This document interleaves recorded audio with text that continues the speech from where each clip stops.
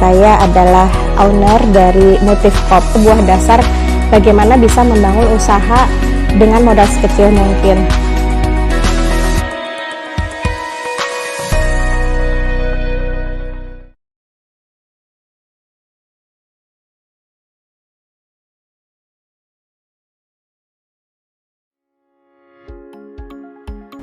Assalamualaikum warahmatullahi wabarakatuh. Perkenalkan, nama saya Tri Astuti, saya biasa dipanggil Tuti.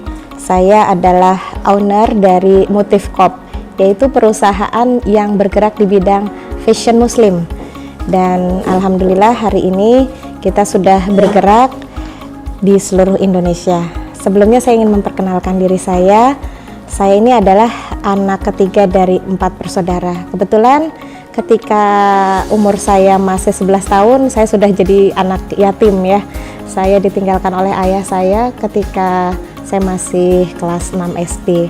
Nah, di situ saya melihat betapa luar biasanya perjuangan ibu saya dalam membesarkan anak-anaknya, sehingga saya bertekad suatu saat ketika saya besar, saya ingin membalas kebaikan-kebaikan beliau. Nah, karena landasan motivasi itu, ketika saya beres gitu ya dari sekolah kuliah, saya ingin menjadi seorang pengusaha, mewarisi apa yang dilakukan oleh ibu saya. Ibu saya juga dulu adalah seorang pedagang kecil di pasar, dan saya juga merasa bahwa usaha itu adalah sebuah modal kita bisa mencapai apapun yang kita inginkan.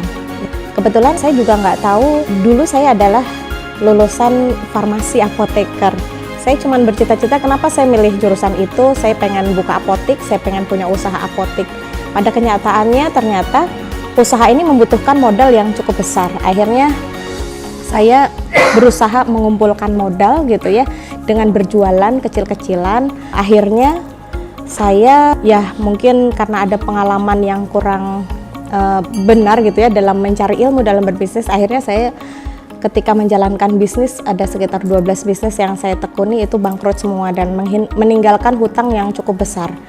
Cukup besar pada saat itu bagi saya, karena pada saat itu saya tidak bekerja dimanapun dan usaha saya dari penghasilan manapun juga tidak ada. Jadi saya berusaha gimana ya akhirnya bisa bangkit. Alhamdulillah saya bertemu dengan orang-orang baik di sekitar saya. Saya diperkenalkan bagaimana caranya memulai usaha dengan benar gitu ya. Pada saat ketika usaha yang memang harus diperhatikan itu adalah permodalan. Bukan berarti ketika kita nggak punya uang kita nggak bisa memulai usaha.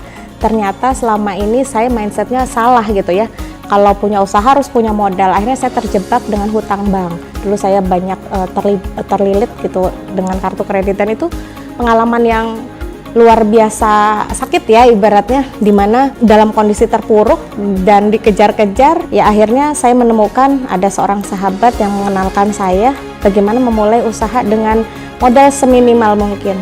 Dan kebetulan juga saya disarankan oleh guru saya, mentor bisnis saya, Bapak Happy Trenggono, untuk memulai bisnis dengan menjalankan bisnis yang benar-benar itu dipastikan ada customernya terlebih dahulu. Akhirnya saya memulai dengan modal katalog. Saya perkenalkan berbagai macam katalog ke teman-teman, dan akhirnya saya menemukan bahwa ketika berjualan katalog gitu ya, busana muslim, ternyata lumayan gitu ya hasilnya, itu repeat ordernya cukup tinggi. Akhirnya saya serius, saya hanya memilih ya udah saya akan jalani bisnis ini sebaik-baiknya. Jadi itu yang saya lakukan, sehingga alhamdulillah sedikit demi sedikit hutang saya bisa terbayar ya, walaupun memang belum signifikan. Tapi pada saat itu saya punya keyakinan ketika saya bisa bangkit gitu ya dengan katalog ini, saya juga akhirnya membantu orang lain juga melakukan hal yang sama. Gak apa-apa misalnya untungnya sedikit, tapi yang paling penting adalah bisa memberdayakan banyak orang. Karena saya juga banyak gitu ya, ketika saya terlilit hutang, saya juga ternyata punya banyak teman-teman yang punya masalah sama dengan saya. Akhirnya ya udah kita cari jalan keluar bareng. Pada saat itu nggak bisa membantu mereka secara finansial. Yang bisa dilakukan adalah sama-sama membangun bisnis dengan modal katalog. Jadi dulu tidak sederhana ya, karena kalau sekarang ada yang namanya katalog online. Kalau dulu masih katalog dalam bentuk cetak, tapi itu menjadi sebuah dasar bagaimana bisa membangun usaha dengan modal sekecil mungkin. Jadi ketika punya katalog itu ibaratnya kita sudah punya satu toko yang berisi aneka ragam produk kita, tapi tanpa ribet membawa barang-barang Akhirnya ketika digeluti, saya dulu waktu itu cuma coba sampel, hanya ingin memastikan bahwa produk yang dijual itu benar-benar produk-produk yang saya juga yakin. Kalau saya nggak yakin, nggak mau pakai, ya saya juga nggak mau jual. Jadi itulah awal dari kebangkitan saya. Saya akhirnya berusaha menginspirasi banyak orang yang bermasalah dengan saya untuk memulai bisnis dengan menemukan terlebih dahulu customernya sebelum membuat atau mencari produknya. Alhamdulillah, seiring dengan berjalannya waktu, Allah titipkan banyak amanah kepada kami ya dalam bentuk finansial yang pada akhirnya saya berusaha agar tidak berhenti untuk melakukan bisnis ini. Saya harus memiliki sebuah cita-cita yang jauh lebih besar daripada kebutuhan saya. Nah, kebetulan ketika saya berpikir seperti itu, ternyata Allah menjawab dari pertanyaan-pertanyaan saya. Tiba-tiba pada satu saat saya dititipi, kebetulan ada salah satu pondok yatim piatu yang sedang kehilangan tempat tinggal gitu ya. Akhirnya saya cuma berpikir, apakah ini adalah sebuah tanda-tanda gitu bahwa kami harus melakukan sesuatu, karena ketika saya melihat di sekitar ya pada saat itu tidak ada lagi orang yang memungkinkan, apalagi anak-anak ini sudah butuh secepatnya tempat tinggal. Akhirnya saya berserta suami bertekad untuk memelihara anak-anak ini ya, kurang lebih waktu itu jumlahnya itu sekitar 14 orang, tapi sekarang udah besar-besar, mereka ada yang sebagian di pesantren dan bahkan ada juga yang sudah bekerja. Ketika saya melakukan hal itu sempat juga jadi pertanyaan, pada saat itu juga bisnis sebenarnya belum dalam kondisi stabil gitu, tapi entah kenapa dengan adanya anak-anak itu kehidupan finansial kami itu berubah drastis. Tiba-tiba Allah seperti mendatangkan orang-orang terbaik yang bergabung di kami, karena pada saat saya punya anak itu bukan cuma sekedar punya tanggung jawab finansial untuk menafkahi mereka, tapi saya juga punya tanggung jawab seperti layaknya orang tua untuk meluangkan waktu, memberikan perhatian gitu ya kepada mereka agar mereka juga tumbuh seperti layaknya anak-anak yang lain. Dan saya juga memotong yang namanya kebiasaan mereka untuk meminta gitu ya. Jadi saya ajarkan kepada mereka juga dari sejak kecil untuk bagaimana berwirausaha. Walaupun misalnya cuman simple, tapi itu mudah-mudahan bisa menjadi bekal buat mereka nanti kelak dewasa. Karena yang saya lihat emang kondisinya drastis banget gitu ketika saya merasakan kehadiran mereka itu kayak nggak punya cita-cita. Kenapa? Karena mungkin punya kebiasaan sebelumnya gitu ya, bahwa dengan hanya sekedar mengisi gitu ya, mengisi kajian apa kayak gitu, mereka udah dapat uang banyak. Jadi kadang-kadang ada yang berpikir, oh saya cuma pengen jadi anak yatim aja selamanya. Itu yang cukup mengganggu perasaan saya sebagai orang tua. Akhirnya saya mengajarkan kepada mereka, saya juga dulu anak yatim, tapi saya tetap berusaha bagaimana caranya nanti suatu saat bisa berguna, bukan hanya untuk keluarga tapi untuk bangsa. Akhirnya mereka juga menjadi anak-anak yang fight. Nah di situ juga ketika saya meluangkan banyak waktu kepada mereka, bukan berarti saya juga kehilangan kendali dalam bisnis. Justru Allah datangkan yaitu orang-orang terbaik.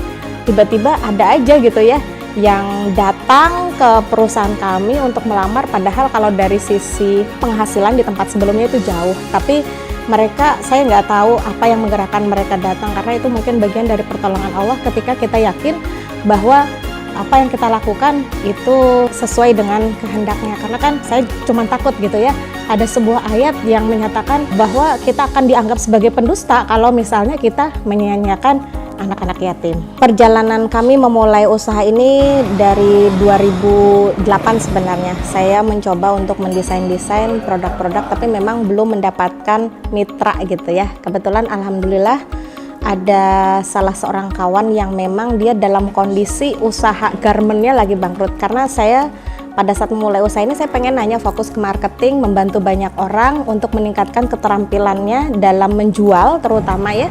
Karena ada ayat yang dijelaskan oleh Allah bahwa Allah tuh mengharamkan riba dan menghalalkan jual beli. Jadi dari situ saya melihat ada solusi di sana. Kemudian di sana juga dinyatakan bahwa Allah menyuburkan sedekah. Jadi ketika ini buat teman-teman yang sedang terpuruk, yang terlilit hutang, yang pernah mengalami apa yang saya alami, di mana pada saat itu tidak tahu jalan keluar, ya cobalah ketika misalnya memang tidak memiliki keterampilan menjual, coba belajar untuk menjual, atau cobalah untuk banyak bersedekah. Ketika kita dalam keadaan terpuruk, kayak misalnya gini, saya pada saat punya hutang katakanlah 500 juta gitu ya, ketika punya uang 500.000, buat saya nggak ada artinya ketika bayar hutang masih punya sisa 499 juta sekian gitu. Padahal kewajiban saya di dunia ini masih banyak. Saya hanya ingin memiliki porsi yang, walaupun saya dalam kondisi sulit, saya ingin memiliki porsi yang balance gitu ya, antara saya tetap harus bisa bersedekah, saya harus bisa tetap memenuhi kebutuhan keluarga, dan saya juga harus bisa membayar hutang, dan saya juga harus memikirkan masa depan. Jadi saya bagi alokasi uang yang saya dapatkan itu tetap, walaupun dalam kondisi sulit seapapun, kita harus memastikan kita tetap bersedekah, karena janji Allah kita akan dilipat gandakan ya ketika kita mampu bersedekah. Itu saja, karena hal yang paling berat gitu ya mungkin bagi kita adalah bagaimana kita mempercayai janji-janji Allah. Insya Allah kalau misalnya kita yakin janji Allah itu juga akan datang kepada kita. Nah, pada saat itu walaupun saya dalam kondisi terpuruk, saya punya uang yang hanya sedikit untuk disedekahkan, saya berusaha menemui orang-orang yang ternyata ketika saya temui adalah orang-orang yang lebih susah daripada saya. Dan itu ketika saya cuman bagi katakanlah 10.000, 5.000, mereka itu bahagia banget dan mendoakan. Dan itu yang membuat saya termotivasi, ya Allah hari ini saya terlilit hutang. Insya Allah kalau misalnya saya kelak sukses, kan lumayan tuh ya daripada bayar bunga bank. Dulu saya kan bayar bunga bank tuh lumayan, sebulan tuh 5 juta, 10 juta. Andai kan ini bernilai sedekah luar biasa gitu. Akhirnya yaitu ketika saya lunas hutangnya, itu merupakan rasa syukur saya kepada Allah. Saya berusaha komitmen gitu ya, bahwa saya tidak melewatkan kesempatan untuk berbuat baik untuk sesama. Jadi ini adalah salah satu upaya kita gitu ya, dapat energi gitu untuk terbebas dari purukan lilitan hutang. Nah, akhirnya saya juga ketika itu juga walaupun misalnya nggak punya uang, apa yang saya lakukan pada saat itu, saya kadang-kadang memberikan motivasi kepada orang lain, ngajakin orang lain jualan walaupun tadinya mereka nggak bisa jualan. Gimana caranya biar mereka juga bisa bangkit? Akhirnya banyak reseller gitu ya di bawah saya, yang akhirnya ketika saya punya banyak reseller, saya punya banyak agen, saya jadi agen. Ketika mereka jualannya makin kenceng, mereka jadi agen, saya jadi distributor. Akhirnya pada satu titik gitu ya, ketika ada tawaran dari teman saya, dia punya garment yang mau tutup, yang ingin dibantu, akhirnya saya terima tawaran itu. Karena walaupun tantangannya cukup tinggi, ini men-challenge buat saya. Artinya ketika kesempatan itu saya lewatkan, saya tidak bisa memiliki kesempatan untuk membantu banyak orang. Nah, pada saat kondisi gitu luar biasa. Banyak hal-hal yang tidak semanis sebenarnya ya, tidak semanis yang diharapkan. Ketika peningkatan produksi itu ternyata peningkatan demand penjualan pun juga godaannya juga besar.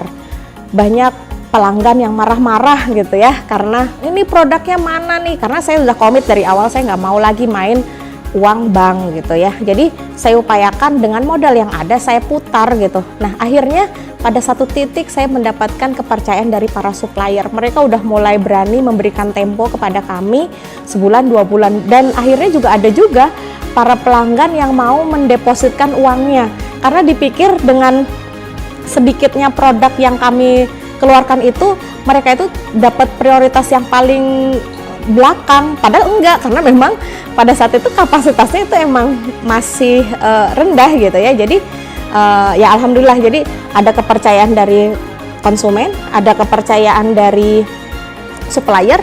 Akhirnya pada saat itu di satu titik saya udah nggak butuh lagi pinjaman lah, apalagi itu, karena asalkan yang benar-benar dijaga itu adalah kepercayaan. Awalnya mungkin kepercayaan dari supplier itu bukanlah sesuatu yang mudah, tapi kadang-kadang kalau ada supplier gitu ya yang meremehkan saya gitu ya, dia cuma ngelihat hanya sepintas ketika saya nawar-nawar gitu, dianggap bahwa saya nggak bisa bayar. Saya cuma dalam hati cuma bilang gini, akan saya buktikan suatu saat Anda akan mencari saya gitu. Dan itu alhamdulillah pada saat kami banyak gitu ya pesanannya, ternyata satu supplier itu ternyata mereka punya channel banyak gitu ya, info tentang kelancaran pembayaran, kita bisa dipercaya gitu ya, itu mengundang marketingnya lah ya untuk datang kepada kita menawarkan berbagai hal yang jauh lebih menguntungkan gitu. Jadi itulah modalnya ketika kita ingin mulai berbisnis, tetap yang namanya karakter itu tetap dijaga. Karena walaupun bisnis kita pada saat itu hancur, tapi ketika kita memiliki karakter seperti orang kaya gitu ya, karakter yang diajarkan oleh Rasulullah, insya Allah kita akan bangkit.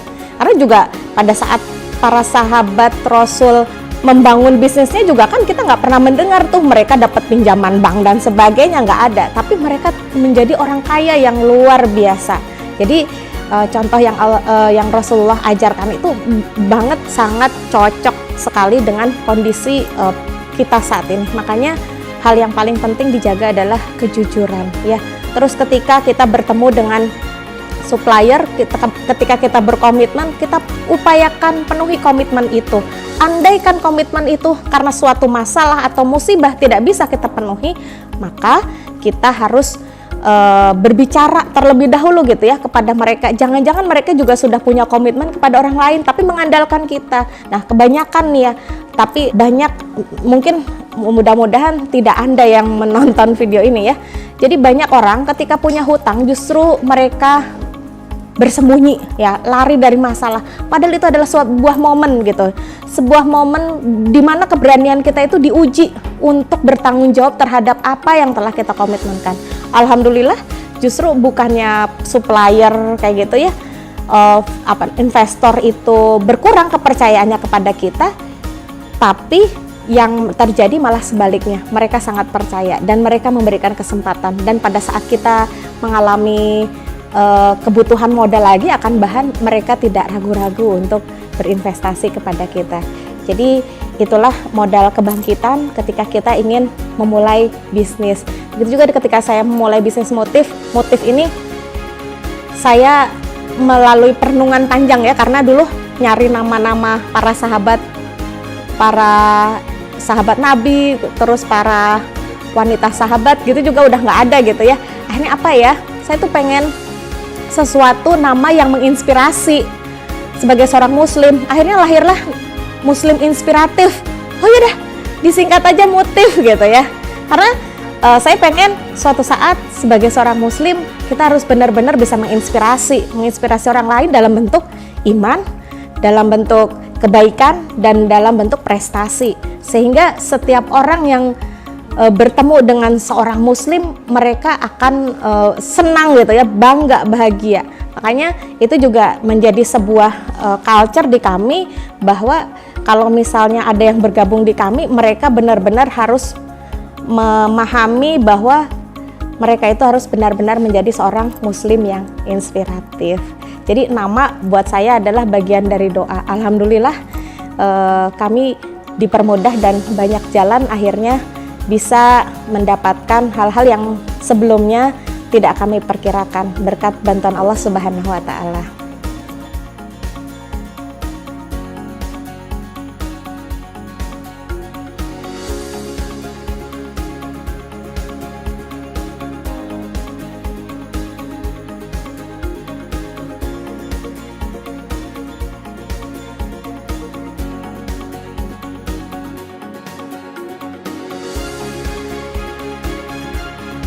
Bagi sahabat yang ingin mengetahui lebih lanjut tentang Motif, bisa kunjungi web kita di mutif.id, MUTIF, singkatan dari Muslim Inspiratif ya, dan mutif.id.